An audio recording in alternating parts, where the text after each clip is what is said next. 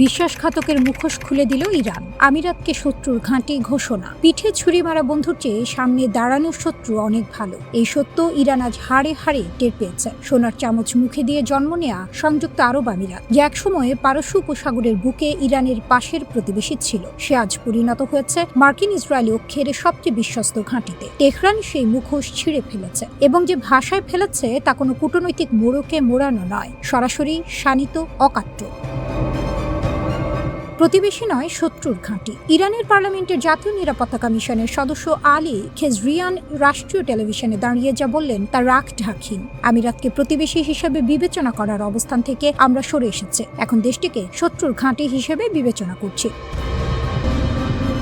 একথা কোনো আবেগের বশে বলা নয়, এর পেছনে রয়েছে একটার পর একটা বিশ্বাসঘাতকতার দীর্ঘ ফিরিস্তি। আমিরাতের মাটিতে হাজার হাজার মার্কিন সেনা, আল ধাফরা বিমান ঘাঁটিতে অত্যাধুনিক রাডার, এবং সবচেয়ে বড় কথা, আরব বিশ্বের ইতিহাসে প্রথমবারের মতো ইসরায়েলের আয়রন ডোম মোতায়েন করা হয়েছে আমিরাতের ভূমিতে। এমনকি সেই আয়রন ডোম চালাতে ইসরায়েলি সেনারাও গেছেন সেখানে। আব্রাহাম চুক্তি, বিশ্বাসঘাতকতার সনদ। 2020 সালে ট্রাম্পের মধ্যস্থতায় আমিরাত যখন আব্রাহাম চুক্তি স্বাক্ষর করে ইসরায়েলের সাথে সম্পর্ক স্বাভাবিক করল, তখন থেকে ইরানের সাথে দূরত্ব তৈরি হয়েছিল। কিন্তু সেটা ছিল ঠান্ডা যুদ্ধের মতো, নিচে আগুন, উপরে শান্ত পানি। যুদ্ধ সেই পানির আবরণ সরিয়ে দিয়েছে। এখন যা দেখা যাচ্ছে তা হলো আব্রাহাম চুক্তির পর থেকে ইসরায়েল ও আমিরাত বিদ্যুৎ গতিতে সামরিক ও গোয়েন্দা সহযোগিতা বাড়িয়েছে। ইসরায়েলের অস্ত্র নির্মাতা প্রতিষ্ঠান এলবিট সিস্টেমস পর্যন্ত আমিরাতে শাখা খুলে বসেছে। মার্কিন রাষ্ট্রদূত মাইক হাকাবি তো সরাসরি বলেই দিয়েছেন, আমিরাত ইসরায়েলের অসাধারণ সম্পর্কের ভিত্তিতেই সেখানে উন্নত ক্ষেপণাস্ত্র ব্যবস্থা মোতায়েন করা হয়েছে। এই হলো সেই প্রতিবেশী যাকে ইরান একসময় বিশ্বাস করত। ইরানের রাষ্ট্রীয় গণমাধ্যম ও বিশ্লেষকরা বারবার ইঙ্গিত দিচ্ছেন, যুদ্ধকালে ইরানের দক্ষিণের দ্বীপগুলোতে তেল স্থাপনায় হামলায় আমিরাতের সংশ্লিষ্টতা থাকতে পারে। 8 এপ্রিল যুদ্ধবিরতির মুহূর্তে লাভান তেল শোধনাগার এবং সিরি এলাকায় বিস্ফোরণ হয়েছে। ইসরায়েল ও আমেরিকা দুজনেই বলেছে তারা জড়িত নয়। তাহলে কে? আইআরজিসি সংশ্লিষ্ট চ্যানেলে ছড়িয়ে পড়া ছবিতে দাবি করা হয়েছে, আমিরাতের মিরাজ 2000 থেকে 9 যুদ্ধ বিমান ইরানের দক্ষিণের আকাশে দেখা গেছে। সিরিয়ার প্রেসিডেন্টকে পাহারা দেয়া আমিরাতি যুদ্ধ বিমানের জাতীয় চিহ্ন ও নম্বর মুছে ফেলা দেখে ইরান ঘনিষ্ঠ বিশ্লেষকরা প্রশ্ন তুলছেন, ধরা পড়ার ভয় না থাকলে পরিচয় লুকাতে হয় কেন?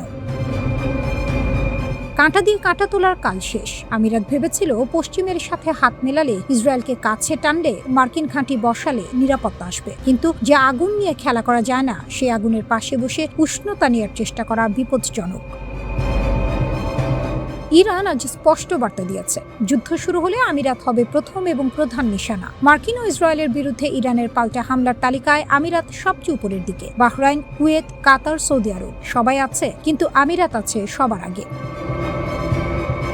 দুই দেশের মধ্যে 3টি বিতর্কিত দ্বীপের প্রশ্নও এখন নতুন তীক্ষ্ণতায় সামনে এসেছে। গ্রেটার টাম্ব, লেজার টাম্ব আর আবু মুসা। 1971 সাল থেকে ইরানের দখলে থাকা এই দ্বীপগুলো হরমুজের নিয়ন্ত্রণের চাবিকাঠি। ইরান সেই চাবি ছাড়বে না।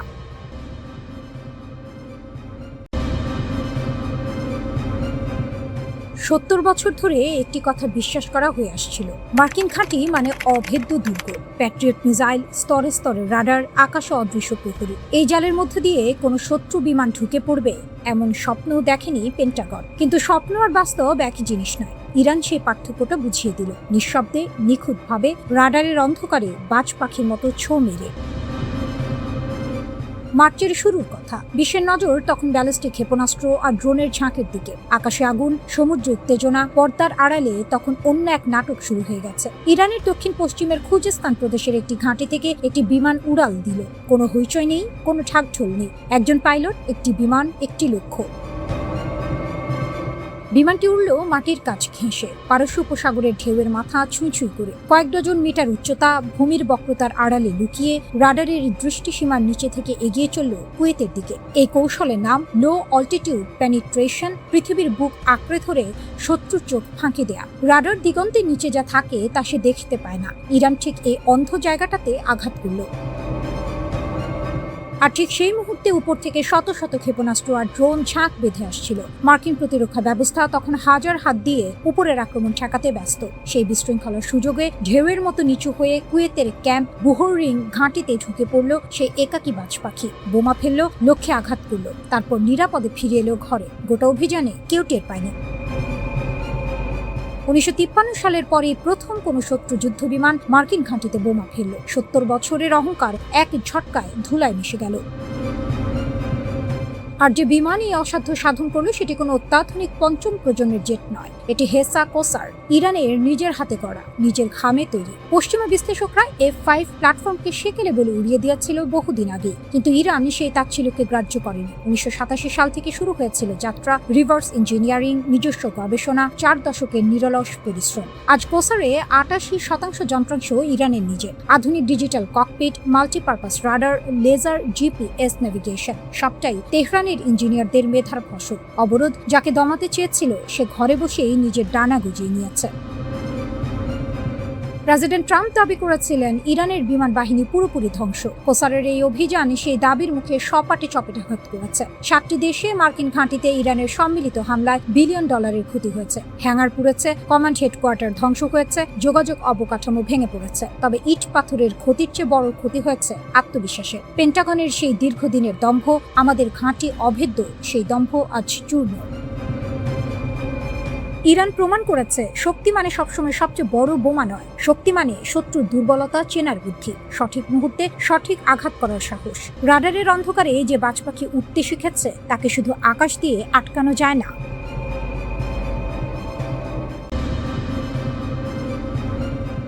তেহরান জ্বললে গোটা অঞ্চল জ্বলবে। ইরানের হুঁশিয়ারিতে কাঁপছে সৌদি আরব। ইরানের সংসদ সদস্য মাহমুদ নাবিয়ান, যিনি জাতীয় নিরাপত্তা ও পররাষ্ট্র নীতি কমিশনে বসেন, মাইক্রোফোনের সামনে দাঁড়িয়ে বললেন, ইরানি নেতৃত্বের ওপর হামলা হলে এই অঞ্চলের আরব রাজাদের একজনও তাদের প্রাসাদের একটা ইটও অক্ষত থাকবে না। এটা গালি না, এটা হুমকিও শুধু না, এটা একটা কৌশলগত বার্তা যা পাঠানো হয়েছে রিয়াদ, আবুধাবি, দোহা আর মানামার দিকে, যেখানে যেখানে আমেরিকার সামরিক ঘাঁটি আছে। পারস্য উপসাগরের দেশগুলো, একদিকে আমেরিকা রক্ষাকর্তা, অস্ত্রের যোগানদার, নিরাপত্তার গ্যারান্টার, অন্যদিকে ইরান প্রতিবেশী, শক্তিশালী এবং এখন সরাসরি হুমকি দেয়া একটি রাষ্ট্র। এই দুই পাটার মাঝখানে পড়েছে উপসাগরীয় রাজতন্ত্রগুলো। আমেরিকার পক্ষ নাও, ইরানের টার্গেট হও, দূরত্ব রাখো, আমেরিকার বিশ্বাস হারাও। দুই নৌকায় পা দিয়ে পার হওয়ার এই চেষ্টা এখন ভয়ঙ্কর ঝুঁকিপূর্ণ হয়ে উঠেছে। ইরান সরাসরি বলেছে আমেরিকান ঘাঁটি চালু রাখলে বেঁচে থাকবে না। এটা কোনো সাধারণ কথা না, এটা একটা আলটিমেটাম। এদিকে ওয়াশিংটনে চলছে অন্য হিসাব। মার্কিন সেন্ট্রাল কমান্ডের প্রধান অ্যাডমিরাল ব্র্যাডলি কুপার নাকি প্রেসিডেন্ট ট্রাম্পকে একটা পরিকল্পনা উপস্থাপন করেছেন, ফাইনাল ব্লো, সংক্ষিপ্ত শক্তিশালী আঘাতের একটা ঢেউ, যা ইরানকে আলোচনার টেবিলে বসতে বাধ্য করবে। এক্সিওস এই তথ্য প্রথম প্রকাশ করেছে। আর শুধু তাই না, রিপোর্ট বলছে central command Dark Eagle hypersonic missile মোতায়েনের অনুমতি চেয়েছে পশ্চিম এশিয়ায়। এটা হবে এই অস্ত্রের প্রথম সক্রিয় যুদ্ধ ব্যবহার।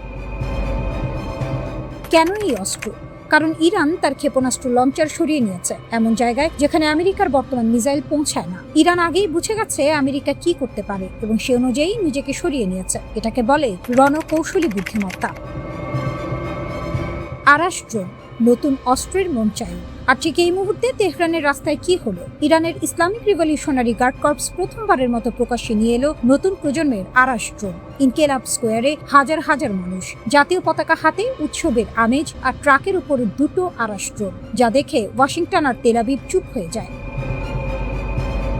আরাষ্ট্র এর কথা মনে আছে? গত 21 মার্চ ইসরায়েলের বেন গুরিয়ন আন্তর্জাতিক বিমানবন্দরে আঘাত হেনেছিল বলে রিপোর্ট। 2000 কিলোমিটারের বেশি পাল্লা, 150 থেকে 260 কেজি ওয়ারহেড। রাডারে ধরা কঠিন, কারণ রাডার ক্রস সেকশন অত্যন্ত কম। নতুন আরাশ তার উত্তরসূরি। বিস্তারিত এখনো প্রকাশিত হয়নি, কিন্তু সবাই জানে যা এসেছে তা আরো শক্তিশালী। ইরানি নৌবাহিনী প্রধান শাহরাম ইরানি বললেন, শীঘ্রই এমন একটি অস্ত্র দেখবে যা দেখে তারা ভয় পাবে। আশা করি তাদের স্ট্রোক না হয়। আর তারপর যোগ করলেন, আমেরিকা আর ইসরায়েল ভেবেছিল ইরানকে দ্রুত কাবু করা যাবে। এই ধারণা এখন সামরিক মহলে রসিকতার বিষয় হয়ে গেছে। এটা রাগের কথা না, এটা আত্মবিশ্বাসের কথা। যে মানুষ কোণঠাসা সে এভাবে কথা বলে না, যে মানুষ জানে তার হাতে কি আছে সে এভাবে কথা বলে। তেহরান এখন একটাই বার্তা দিচ্ছে, আমাকে একা মারতে এসো না, কারণ আমি একা পড়বো না। উপসাগরের রাজারা ভাবছেন আমেরিকা হিসাব কষছে, ইসরায়েল প্রস্তুতি নিচ্ছে, আর ইরান রাস্তায় উৎসব করছে, নতুন ড্রোন দেখাচ্ছে, মাথা উঁচু করে দাঁড়িয়ে আছে।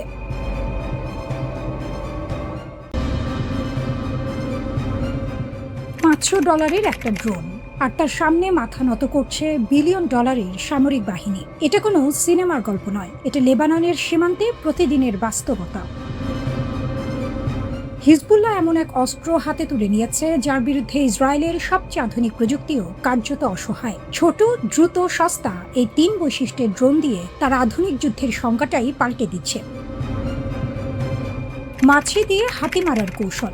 FPV drone, first person view. Pilot মাথায় গগলস পরে বসে থাকে কিলোমিটার দূরে, আর ড্রোনের চোখ দিয়ে দেখতে পায় সামনে কি আছে, একজন সৈনিক, একটা গাড়ি, একটা বাংকার। লক্ষ্য ঠিক করো, ঝাঁপিয়ে পড়ো।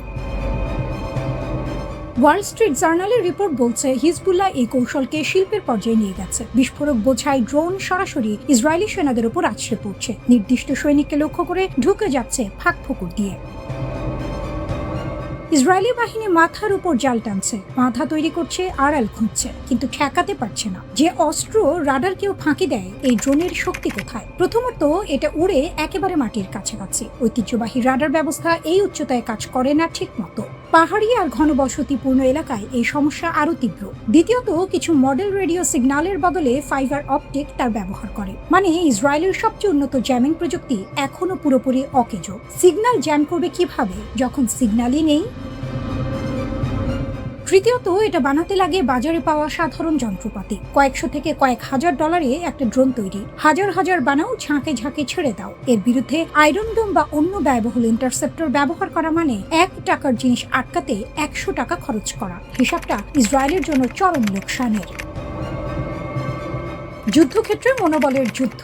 ইসরায়েলি সেনারা আজ গাজা, লেবানন, উত্তর সিরিয়া একসঙ্গে একাধিক রণাঙ্গনে লড়ছে। অক্টোবর 2023 সাল থেকে থামা নেই। হারেটস পত্রিকার বিস্ফোরক রিপোর্ট বলছে এই ক্রমাগত চাপে IDF এর ভেতরে মানসিক স্বাস্থ্য সংকট চরম আকার নিয়েছে। 2025 সালে ইসরায়েলি সেনাবাহিনীতে আত্মহত্যার সংখ্যা 15 বছরের মধ্যে সর্বোচ্চ। চলতি বছর এপ্রিল মাসে 6 জন সক্রিয় সেনা প্রাণ দিয়েছেন নিজের হাতে। রিজার্ভ থেকে ফিরে আসা আরও 3 জন, 2 জন পুলিশ কর্মকর্তা।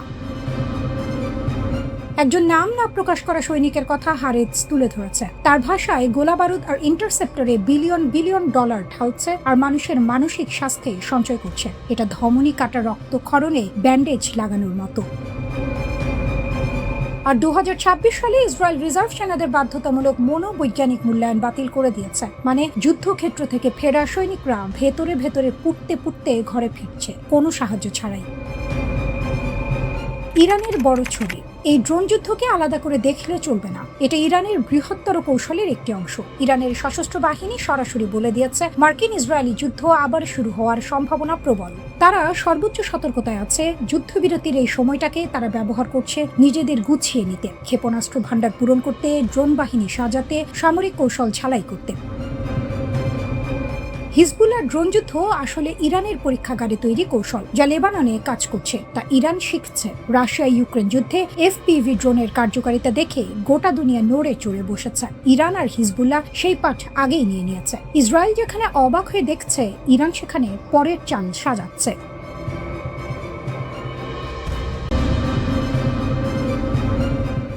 আমেরিকান নৌবাহিনীর শক্তিশালী ডেস্ট্রয়ারগুলো কি আসলেই ইরানের জাহাজ বিধ্বংসী ক্ষেপণাস্ত্র এবং মস্কুইটো বোট বা সেই খুদে স্পিডবোটগুলোর আক্রমণ থেকে নিরাপদ? ইরান কিভাবে তাদের আক্রমণ সাজায়? ইরানের আক্রমণের শুরুতেই থাকে একটি ধ্রুপদী স্কোয়ার্ম বা ঝাঁক কৌশল। কয়েক ডজন ছোট অথচ বিদ্যুৎ গতির স্পিডবোট সব দিক থেকে আমেরিকান যুদ্ধজাহাজকে মৌমাছির মতো ঘিরে ফেলে। এর পরের ধাপে শুরু হয় আসল খেলা, জাহাজ বিধ্বংসী ক্ষেপণাস্ত্র এবং বিস্ফোরক ড্রোনের এক সমন্বিত হামলা। এই কৌশলের মূল উদ্দেশ্য হল একসঙ্গে অসংখ্য লক্ষ্যবস্তু জাহাজের দিকে ছুড়ে দেয়া, যাতে জাহাজের প্রতিরক্ষা ব্যবস্থা পুরোপুরি ওভার স্যাচুরেটেড বা অতি ভারাক্রান্ত হয়ে পড়ে। সহজ কথায়, ডেস্ট্রয়ারের ডিফেন্স সিস্টেমকে এতটাই ব্যতিব্যস্ত রাখা হয় যে শেষ পর্যন্ত তারা প্রতিটি আক্রমণ প্রতিহত করতে গিয়ে খেই হারিয়ে ফেলে।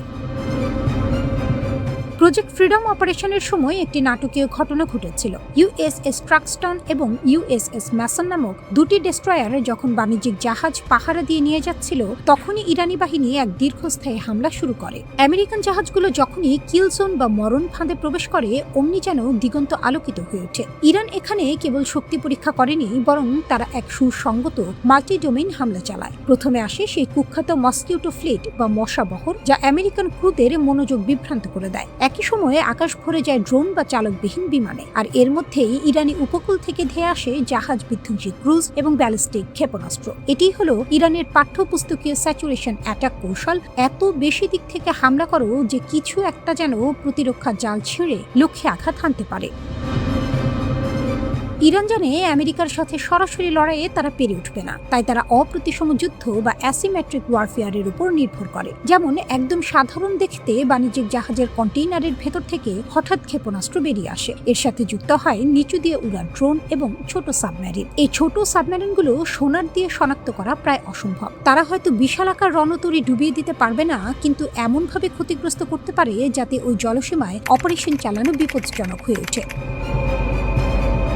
ইরানের 6টি মূল সামরিক কৌশল, স্কোয়ার্ন বা ঝাঁ, সব দিক থেকে একসাথে হামলা করে ডিফেন্স সিস্টেমকে পাগল করে দেয়া। মাইন বসানো, হরমুজ প্রণালীতে নিঃশব্দ ঘাতক মাইন বিছিয়ে দেয়া, যা বিশ্ববাজারে তেলের দাম বাড়িয়ে আমেরিকাকে অর্থনৈতিকভাবে পঙ্গু করে দিতে পারে। কিল জোন ও শুট অ্যান্ড স্কুট, উপকূলের পাহাড়ে মোবাইল মিসাইল লঞ্চার লুকিয়ে রাখা, এক জায়গায় হামলা চালিয়ে দ্রুত অন্য জায়গায় পালিয়ে যাওয়া। ওত পেতে থাকা সাবমেরিন, গাদির ক্লাসের ক্ষুদে সাবমেরিনগুলো সমুদ্রতলে নিঃশব্দে বসে থাকে এবং ক্যারিয়ার বা ডিস্ট্রয়ারের হাল লক্ষ্য করে টর্পেডো ছোড়ে। ড্রোন যুদ্ধ, ঝাঁকে ঝাঁকে আত্মঘাতী ড্রোন পাঠিয়ে জাহাজের রাডার ডিশ এবং ফ্লাইট ডেক অকেজো করে দেয়া, যাতে জাহাজটি অন্ধ হয়ে যায়। আঞ্চলিক সদর দপ্তরে হামলা, ইরান শুধু সমুদ্রে নয়, আমেরিকার আঞ্চলিক ঘাঁটি যেমন কাতারের আল উদাইদ বা বাহরাইনের NSA ঘাঁটিতে বিশাল ক্ষেপণাস্ত্র হামলা চালানোর সক্ষমতা রাখে।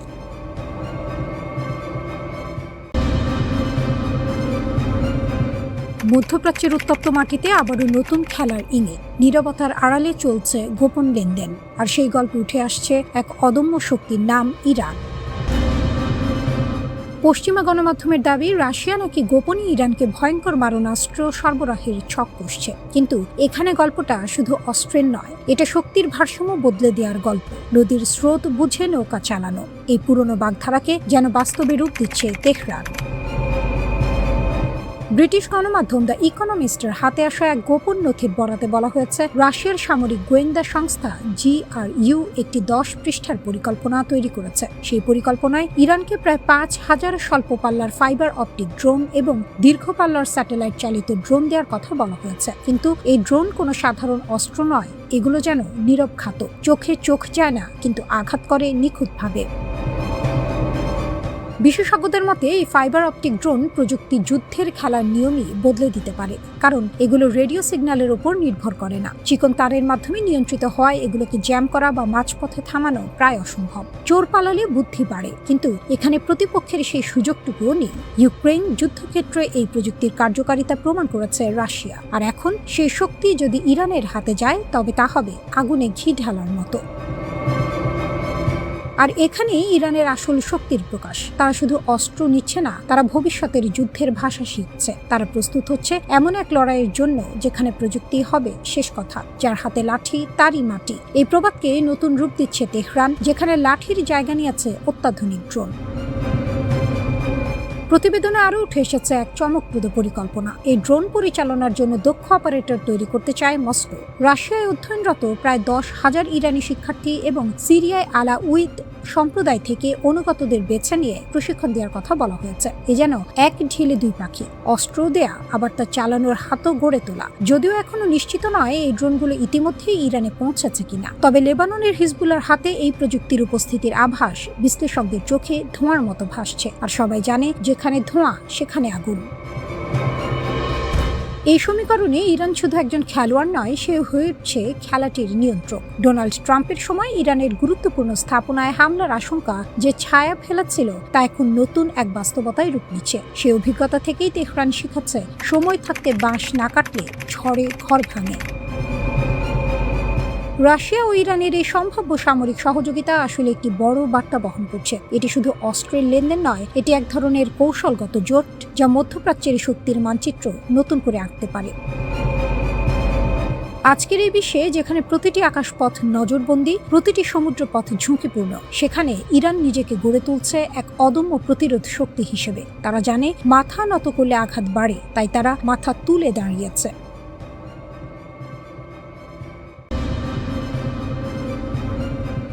স্টারলিংকের জাল ছিঁড়ে দিল তেহরান। গোয়েন্দার খেলায় ইরানি শেষ হাসি হাসল। রাতের তেহরান, শহর ঘুমিয়ে পড়েছে, রাস্তায় গাড়ির শব্দ কমে এসেছে। ইউসুফ আবাদ জেলার একটি সাধারণ অ্যাপার্টমেন্ট বিল্ডিং।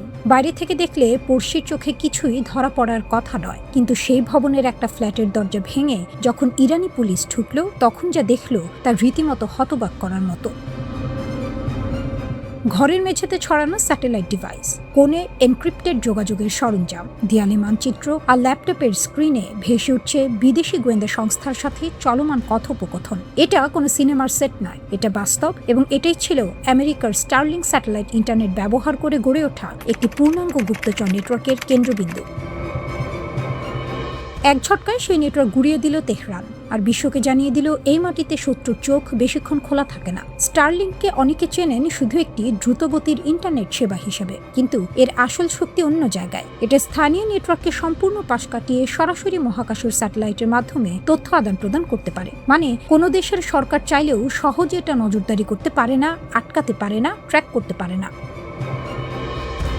ইরানের মতো দেশে, যেখানে তথ্যের উপর রাষ্ট্রের লোহার মুঠো, যেখানে ইন্টারনেট নিয়ন্ত্রণ রাষ্ট্রীয় নিরাপত্তার অংশ, সেখানে স্টারলিং হয়ে উঠেছিল বিদেশি গোয়েন্দাদের স্বপ্নের অস্ত্র।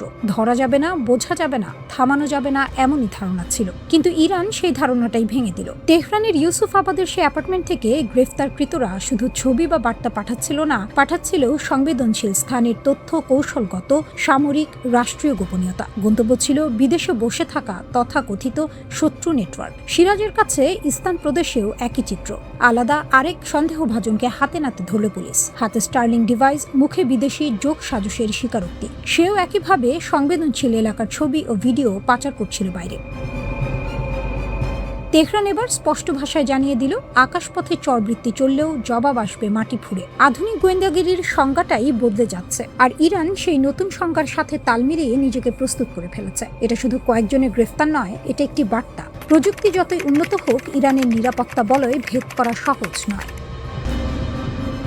হরমুজের চাবি ইরানের হাতে, ট্রাম্পের ঘুম উড়ে গেছে। গোয়েন্দা নাটকের মাঝে আরেক রণাঙ্গনে সরব তেহরান। মার্কিন প্রেসিডেন্ট ডোনাল্ড ট্রাম্প আলোচনার প্রস্তাব পাঠিয়েছেন, ইরান সেই প্রস্তাব যাচাই করছে, তবে নিজের শর্তে, নিজের ছন্দে। পাকিস্তানকে মধ্যস্থতাকারী রেখে তেহরান জানিয়েছে, আমেরিকা যদি অবরোধ তুলে নেয়, যুদ্ধ বন্ধ করে, তাহলে হরমুজ প্রণালী খুলে দেওয়া হবে। ট্রাম্প এখনও সেই প্রস্তাব গিলতে পারেননি, কারণ গিলতে গেলে গলায় আটকায়। কারণ এই প্রস্তাব মানা মানে স্বীকার করে নেওয়া ইরান হেরে যায়নি। একটু থামো, হরমুজ প্রণালীর ভূগোলটা বুঝুন। পারস্য উপসাগর থেকে বিশ্বের বাকি অংশে তেল পাঠানোর একমাত্র জলপথ এটি। প্রতিদিন প্রায় 2 কোটি ব্যারেল তেল এই সরু পথ দিয়ে বয়ে যায়। সৌদি আরব, ইরাক, কুয়েত, সংযুক্ত আরব আমিরাত, সবার তেল এই একটাই দরজা দিয়ে বের হয়। সেই দরজার চাবি এখন ইরানের হাতে। ইরান পরিষ্কার বলছে, হরমুজে আমাদের পদক্ষেপ আন্তর্জাতিক সামুদ্রিক আইনের আলোয় সম্পূর্ণ বৈধ। ইরান 1982 সালের জাতিসংঘের সমুদ্র আইন কনভেনশনের পক্ষ নয়, তাই সেই চুক্তি তার উপর চাপিয়ে দেওয়া যাবে না। আর যদি কোনো বিপর্যয় ঘটে, তার দায় আক্রমণকারীদের, আমেরিকার ও দোসরদের।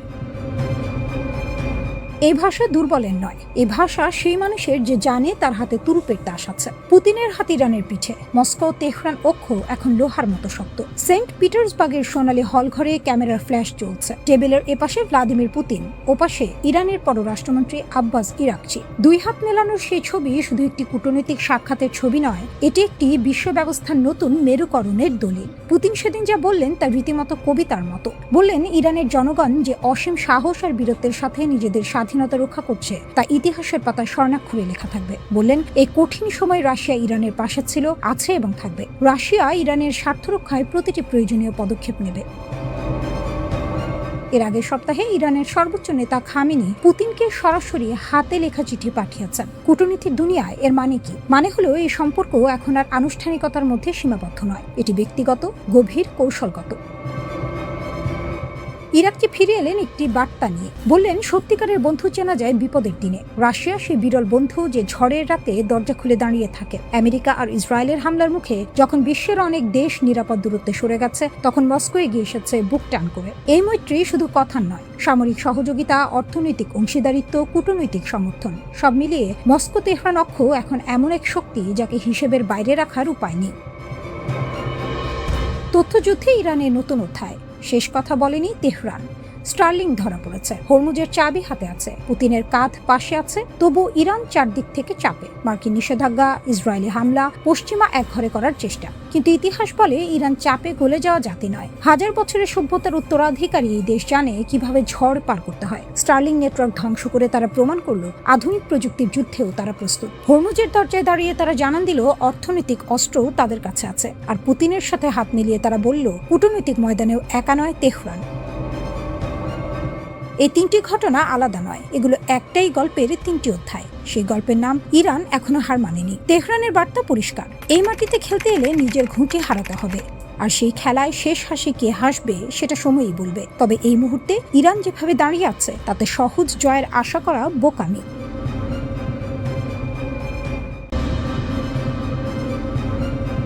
ট্রাম্পের দম্ভ ও আমেরিকার অপরাজিত থাকার মিথ ধূলিসাৎ। মার্কিন প্রেসিডেন্ট ডোনাল্ড ট্রাম্প ভেবেছিলেন ইরান যুদ্ধ হবে এক মুহূর্তের জয়, কিন্তু সেই যুদ্ধই আজ মার্কিন যুক্তরাষ্ট্রের জন্য হয়েছে নাকানি চুবানি খাওয়ার মতো এক ভয়াবহ অভিজ্ঞতা। ইরান যে কেবল একটি দেশ নয়, বরং এক অপরাজেয় বীরের জাতি, তা বিশ্ববাসী আজ হাড়ে হাড়ে টের পাচ্ছে। ট্রাম্পের সেই ছোট্ট যুদ্ধ যে এক বিশাল বিপর্যয় নিয়ে আসবে তা হয়তো তিনি দুঃস্বপ্নেও ভাবেননি। মার্কিন সামরিক বাহিনীর তথাকথিত দাপট আজ তাসের ঘরের মতো ভেঙে পড়েছে। যুদ্ধের শুরুতে ইরান যে ক্ষেপণাস্ত্র ও ড্রোনের ঝাঁক পাঠিয়েছিল তা সামলাতে গিয়েই আমেরিকার জমানো ভান্ডার প্রায় শেষ। সিএসআইএস এর তথ্য মতে তাদের প্যাট্রিয়ট ইন্টারসেপ্টর ও থার্ড ক্ষেপণাস্ত্রের ভান্ডার প্রায় অর্ধেক নিঃশেষ। মার্কিন ঘাঁটি, কমান্ড হেডকোয়ার্টার, রানওয়ে সবই ধ্বংসস্তূপের সাক্ষী। অথচ ট্রাম্প ভেবেছিলেন ভেনেজুয়েলার মতো খুব সহজেই লক্ষ্য অর্জন করবেন। সেই আকাশকুসুম কল্পনা বাস্তবতার নিরিখে চুরমার হয়ে গেছে। মার্কিন সামরিক সক্ষমতা পুনরুদ্ধারে তাদের এখন অন্তত 3 বছর সময় লাগবে, যা বর্তমান বিশ্বে তাদের শ্রেষ্ঠত্বকে বড়সড় চ্যালেঞ্জের মুখে দাঁড় করিয়েছে। এখন পরিস্থিতি এমন দাঁড়িয়েছে যে পরাজয় লজ্জা ঢাকতে এবং আরও বড় বিপর্যয় থেকে বাঁচতে আমেরিকা বাধ্য হয়ে চীনের দুয়ারে হাত পাতছে। বিশ্ব মোড়ল খ্যাত দেশটি আজ নিজে অকুল পাথারে পড়ে নিজের প্রতিদ্বন্দ্বী হিসেবে পরিচিত চীনের কাছে সাহায্যের আবেদন জানাচ্ছে। এটি কি আধুনিক যুগের সবচেয়ে বড় ট্র্যাজেডি নয় যে চীনকে তারা সবসময় কোণঠাসা করার চেষ্টা করেছে? আজ সেই চীনের মধ্যস্থতায় ইরান ইস্যুতে বাঁচার পথ খুঁজছে ওয়াশিংটন। ইরানকে ঘায়েল করতে ব্যর্থ হয়ে এখন তারা কূটনৈতিক পথ খুঁজছে, যা তাদের সামরিক ব্যর্থতারই এক নগ্ন বহিঃপ্রকাশ। ইরানের এই অভাবনীয় সাফল্যের পেছনে কেবল তাদের নিজেদের ইস্পাত কঠিন মনোবল নয়, বরং বন্ধু রাষ্ট্রগুলোর কৌশলগত সমর্থন রয়েছে। রাশিয়ার প্রেসিডেন্ট ভ্লাদিমির পুতিন পরিষ্কার বার্তা দিয়েছেন, ইরান একা নয়। ইরানের সাথে রাশিয়ার কৌশলগত সম্পর্কও এখন যে কোনো সময়ের চেয়ে বেশি শক্তিশালী। পাশাপাশি বেইজিং তেহরানের অর্থনৈতিক ও প্রযুক্তিগত মৈত্রী বিশ্ব রাজনীতির সমীকরণ পুরোপুরি বদলে দিয়েছে। ইরান যেন এক পাহাড় সম আত্মবিশ্বাস নিয়ে দাঁড়িয়ে আছে। তাদের এই অকুতভয় অবস্থানে আমেরিকার দীর্ঘদিনের আধিপত্য সিংহাসন আজ নড়বড়ে। ইরান, রাশিয়া, চীন এই 3 দেশের সম্পর্ক এখন আগের চেয়ে অনেক বেশি গভীর ও সংহত। যদি এই ত্রিশক্তির সমন্বয়ে বাস্তবে আরো গতি পায়, তবে বিশ্ব রাজনীতিতে আমেরিকার দাদাগিরি চিরতরে বিদায় নেবে, এটাই নিশ্চিত। একসময় ইরানকে যারা ছাই ফেলতে ভাঙা কুলো মনে করত, আজ সেই তারাই মধ্যপ্রাচ্যের ভূ রাজনীতির মূল চাবিকাঠি। ইরানের এই অদম্য যাত্রাই বলে দিচ্ছে ভবিষ্যতের বিশ্ব ব্যবস্থা আর একক কোনো শক্তির হাতের মুঠোয় থাকবে না। ইরান কেবল একটি রাষ্ট্র নয়, তারা প্রতিরোধের এক নতুন নক্ষত্র। যারা ভেবেছিল সামরিক চাপে ইরানকে নতজানু করা যাবে, তারা আজ নিজেরাই নতজানু হতে বাধ্য হচ্ছে। এই যুদ্ধে ইরান বিজয়ী, কারণ তারা কেবল নিজেদের মাটি রক্ষা করেনি, বরং বিশ্ব শক্তির অহংকারের মেরুদণ্ড ভেঙে দিয়েছে। ট্রাম্পের সেই ছোট্ট যুদ্ধ এখন আমেরিকার জন্য এক অনন্ত যন্ত্রণার নাম। ইরান বীরের জাতি, আর এই যুদ্ধই তা ইতিহাসের পাতায় সোনালী অক্ষরে লিখে দিয়েছে।